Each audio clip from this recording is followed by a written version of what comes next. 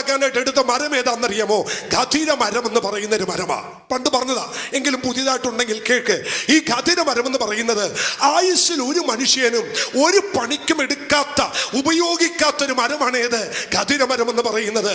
നമ്മുടെയൊക്കെ ഈ ബീമുണ്ടല്ലോ, ഈ ബീമിന്റെ കറുത്ത കളറില്ലേ, ഇതുപോലൊരു കളറാണ് നമ്മുടെ നാട്ടിൽ സുപരിചിതമായി കണ്ടുവരുന്ന തെങ്ങിൻ തടിയില്ലേ. തെങ്ങിൻ തടി ഇവിടെ ആര് ഇടത്തോട്ടും വലത്തോട്ടും തിരിഞ്ഞിരിക്കുന്നതാ. അവൻ മരപ്പണിക്കാരന് ചിന്തേരി ഇടാനൊക്കത്തില്ല, മരപ്പണിക്കാരന് പ്ലെയിൻ ചെയ്യാനൊക്കത്തില്ല. കാരണം ഈ ചിന്തേരി അങ്ങോട്ട് ഇടുമ്പോൾ ഇതിന്റെ ആരെല്ലാം കൂടി ഇങ്ങോട്ട് എഴുന്നേറ്റ് നിൽക്കും. ഖദീര മരത്തിന്റെ ആരുകൾ ഇങ്ങനെ ഇടന്ന് നിൽക്കുക, ഒന്ന് ഇങ്ങോട്ടും മറ്റൊന്ന് ഇങ്ങനെ നിൽക്കുകയാണ്. അതുകൊണ്ട് തന്നെ ഒരു മനുഷ്യനും പണിക്കെടുക്കത്തില്ല. ഭയങ്കര വള ഒരു 2 അടി നീളത്തിൽ ഖദീര മരം കിട്ടുക എന്ന് പറയുന്നത് ബുദ്ധിമുട്ടുള്ള കാര്യമാണ്. 2 അടി നീളത്തിൽ കിട്ടില്ല. 2 അടിക്കകത്ത് ഒത്തിരി വളവുണ്ടാകും. വളവുണ്ട്, ആരുകൾ ശരിയല്ല, കളർ ശരിയല്ല. കടുപ്പമേറിയ മരമാണ്. ഉളി അങ്ങോട്ട് വെട്ടിയാൽ ഉളി ഇങ്ങോട്ട് തെറിക്കും. അതുകൊണ്ട് തന്നെ ഒരു പണിക്കാനും എടുക്കത്തില്ല.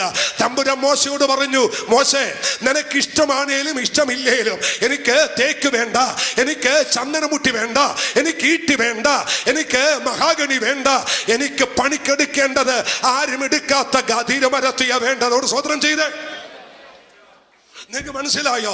ആരും പണിക്കെടുക്കാത്ത, ആരും ഉപയോഗിക്കാത്ത, ഒരാശാരിയും അവ പണിയാനെടുക്കാത്ത ആ ഖദീര മരത്തെ എനിക്ക് പെട്ടകം പണിയാൻ എടുക്കണം. ഒരു ഹല്ലേലൂയ പറയാൻ പറ്റുമോ?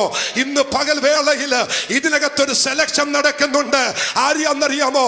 ആരും എന്നെ എടുത്തിട്ടില്ല, ആരും എന്നെ കണ്ടിട്ടില്ല, ആരും എന്നെ വിളിച്ചിട്ടില്ല, ആരും എന്നെ നോക്കിയിട്ടില്ല.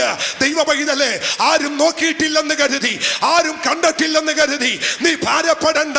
നിന്റെ മേൽ ദൈവത്തിന്റെ ദൃഷ്ടി ഇന്ന് പകൽ പതിയാൻ പോകുകയാണ്. ദൈവം നോക്കുന്നത് നിന്നെയാണ്, ദൈവം നോക്കുന്നത് നിന്നെയാണ്.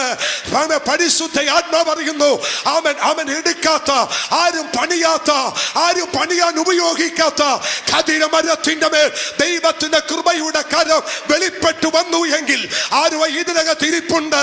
എനിക്ക് കഴിവില്ല കേട്ടോ, എന്നെ എടുക്കാൻ ആരുമില്ല കേട്ടോ, എന്നെ പൊക്കാൻ ആരുമില്ല കേട്ടോ.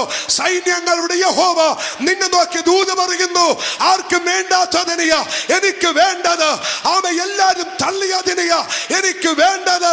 ഇന്ന് പകൽ തള്ളിയതിനെ പണിയുന്ന, എല്ലാരും ഉപേക്ഷിച്ചതിനെ പണിയുന്ന ഒരു ദൈവകരം ഇതിനകത്ത് ചലിക്കുന്നുണ്ട്. ദൈവത്തെ സ്തുതിച്ച്